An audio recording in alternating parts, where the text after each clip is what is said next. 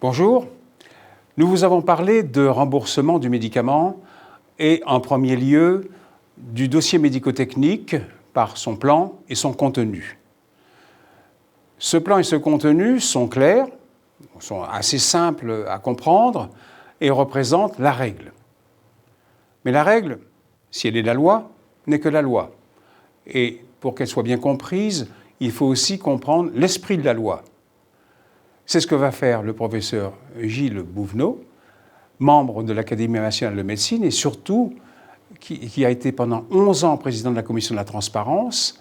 Il va, dans l'exposé qui va suivre, vous expliquer la doctrine qu'il a développée à l'attention de la commission et de la Haute Autorité de Santé. Je remercie infiniment M. Yves Tillet de m'avoir fait la confiance de me donner la parole à l'occasion de ce séminaire de formation au remboursement du médicament en France. Tout le monde connaît le système français, système de solidarité nationale, mais ce que l'on doit comprendre, c'est que l'AMM ne suffit pas pour qu'un médicament fasse carrière. L'AMM ne préjuge pas la décision des ministres chargés de la santé et de la sécurité sociale de proposer ou non le remboursement du médicament par la solidarité nationale et de fixer son prix à la suite de négociations. Et donc, avoir l'AMM est bien, mais pour être remboursé, il faut une décision ministérielle qui aboutissent à l'inscription du médicament sur la liste des médicaments remboursables. Il existe en France une liste des médicaments remboursables en ville, c'est ce qu'on appelle la liste sécurité sociale, et une liste des médicaments agréés aux collectivités. Pour être inscrit sur cette liste par les ministres, il faut au préalable avoir obtenu l'avis d'une commission indépendante de la Haute Autorité de Santé qui s'appelle la Commission de la Transparence. Cette commission est constituée d'environ 25 membres. Ce sont des médecins, des pharmaciens, des méthodologistes d'essais thérapeutiques, des épidémiologistes, en tout cas des professionnels de santé, qui sont parfaitement proches quotidiennement, quand ils ne siègent pas à la commission, des problèmes posés par les patients.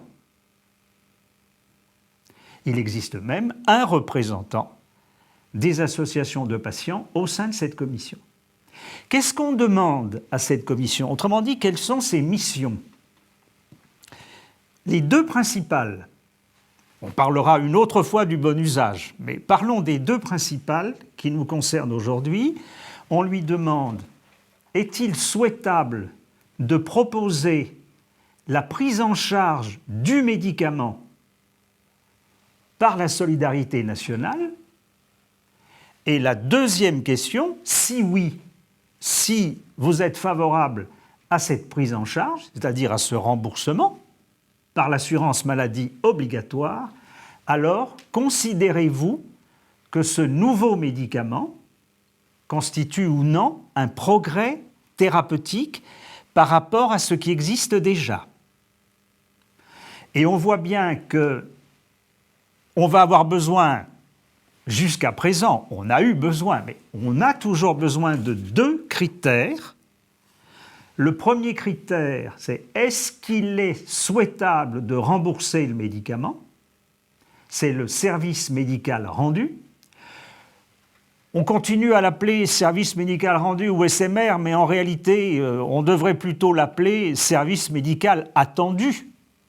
Parce qu'au moment de l'évaluation par la commission de la transparence, le médicament n'a pas encore été prescrit et on ne connaît pas encore le service qu'il est susceptible de rendre en vie réelle et non pas seulement dans les essais cliniques. Donc, service médical rendu. Alors, ce service médical rendu, eh bien, il va non seulement permettre à la Commission de dire oui, le service médical rendu est suffisant pour que le produit soit remboursé, mais en plus, la Commission va lui donner une cote. Elle va dire, il est important, il est modéré, il est faible ou il est insuffisant. Le terme de majeur, qui existait à l'origine, a été confondu avec important. Lorsque le service médical rendu est considéré comme important, la Commission va proposer un taux de remboursement de 65%.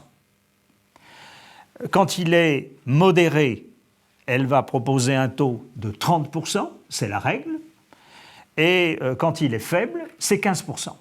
Ces pourcentages ont été définis par les politiques.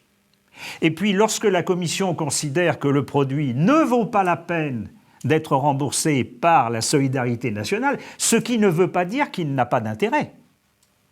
Ça veut dire simplement qu'il n'a pas un intérêt suffisant pour être remboursé. On dit que le service médical rendu est insuffisant et la Commission propose le non-remboursement. Voilà le premier critère que la Commission va utiliser pour répondre à la première question, oui ou non, êtes-vous favorable au remboursement du médicament et si oui, à quel taux? Le deuxième critère, alors ce premier critère en anglais c'est actual benefit. Le deuxième critère qui est l'amélioration du service médical rendu, improvement of the actual benefit, l'ASMR va quantifier, quand il y a lieu, le progrès que le nouveau médicament que l'on examine représente par rapport à ce qui est déjà disponible. Et là encore, la Commission va proposer un niveau d'ASMR. Alors 1, c'est merveilleux, c'est la révolution thérapeutique. Il n'y en a pas beaucoup. Il y a eu des années sans ASMR de niveau 1, par exemple.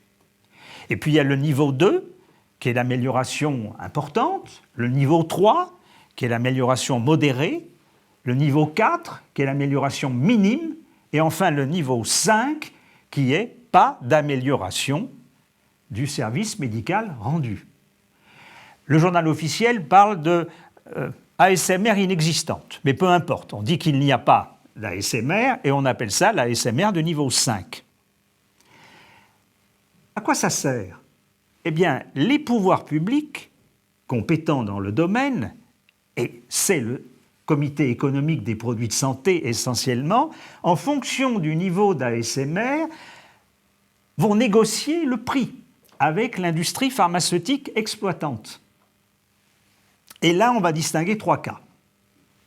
Ou bien la Commission attribue un ASMR 1, ou 2, ou 3. Ce qui est bien. Ce qui est bien, comme l'a dit M. Tillet ce matin. Et à ce moment-là, l'industrie pharmaceutique qui exploite le produit peut réclamer ce qu'on appelle improprement un dépôt de prix européen. C'est-à-dire que 1, 2 et 3, ça veut dire je voudrais obtenir un prix qui soit dans un éventail de prix, lequel éventail sera déterminé par le prix au Royaume-Uni, le prix en Allemagne fédérale, le prix en Espagne et le prix en Italie. 2 pays de l'Europe du Nord, 2 pays de l'Europe du Sud. À ce moment-là, la marge de manœuvre des pouvoirs publics français pour la fixation du prix est un peu limitée par cette obligation d'attribuer un prix européen. Encore que, il est toujours possible, et ça se fait régulièrement, que le comité économique se situe dans la partie inférieure de l'éventail. Quand l'ASMR est de niveau 4, c'est-à-dire minime, là, c'est une négociation directe entre l'industriel et le comité économique des produits de santé.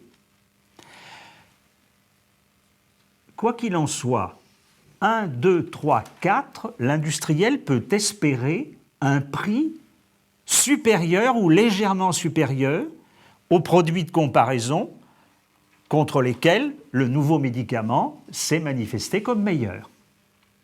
En revanche, si l'ASMR est de niveau 5, autrement dit, s'il n'y a pas d'ASMR, pas d'amélioration, pas de progrès, À ce moment-là, le Code de la sécurité sociale est formel. Le médicament doit induire des économies pour l'assurance maladie obligatoire. Autrement dit, il doit être moins cher. Vous voyez donc que cette commission de la transparence, elle a deux missions très importantes. Est-ce qu'on rembourse et éventuellement à quel prix? Depuis quelques années, une discussion a lieu, des débats, pas des polémiques, mais des débats, pour savoir s'il y a lieu de conserver encore longtemps ces deux critères et en tout cas le service médical rendu. Il a été proposé de fusionner d'une certaine manière le SMR et la SMR pour ne retenir plus qu'un seul critère. Des publications ont été produites, des rapports ont été écrits et rendus au ministre. Aucune décision de modification formelle n'a jamais été prise jusqu'à présent. C'est pourquoi je me permets de continuer à vous parler du SMR en ne sachant pas exactement quelle sera ou quelle est son espérance de vie, en tout cas quelle sera sa durée de vie. Mais retenez quand même que pour le payeur, qui est l'assurance maladie, le SMR n'est pas un critère nul, n'est pas un critère sans intérêt. Parce que tant qu'en France, on ne remboursera pas tous les médicaments remboursables au même taux, il faudra bien discriminer entre ceux qui méritent un remboursement à 65% et ceux qui méritent, par exemple, un remboursement à 15%. Quels sont les interlocuteurs de la Commission de la transparence? Il faut comprendre que les choses ne sont pas simples. Je vais essayer de vous les décortiquer. L'interlocuteur de la Commission de la transparence, c'est le Comité économique des produits de santé qui représente en quelque sorte les ministres. Et la Commission adresse ses avis, elle rend des avis au CEPS. Notez que ces avis ne sont que consultatifs et que les ministres ont pour obligation d'en prendre connaissance, mais pas forcément de les suivre. Ceci est important dans le cadre des recours faits par l'industrie pharmaceutique en Conseil d'État. On en parlera une autre fois. Donc l'interlocuteur, c'est le CEPS. Mais il faut savoir que la fixation du taux de remboursement est de la compétence du directeur général de la Caisse nationale d'assurance maladie et travailleurs salariés. Et d'autre part, vous devez comprendre aussi qu'un médicament n'est inscrit sur la liste des médicaments remboursables par les ministres que s'il y a eu accord sur le prix. Et donc tout cela se passe à peu près en même temps. Ça veut dire que si le CEPS et l'industriel sont tombés d'accord sur un prix, et si le directeur général de la Caisse d'assurance maladie et travailleurs salariés est d'accord avec la Commission pour attribuer le remboursement, le taux de remboursement proposé par la Commission, alors les ministres, in fine, vont inscrire le médicament. Ou pas. Il faut bien voir que l'inscription, c'est quelque chose qui résulte.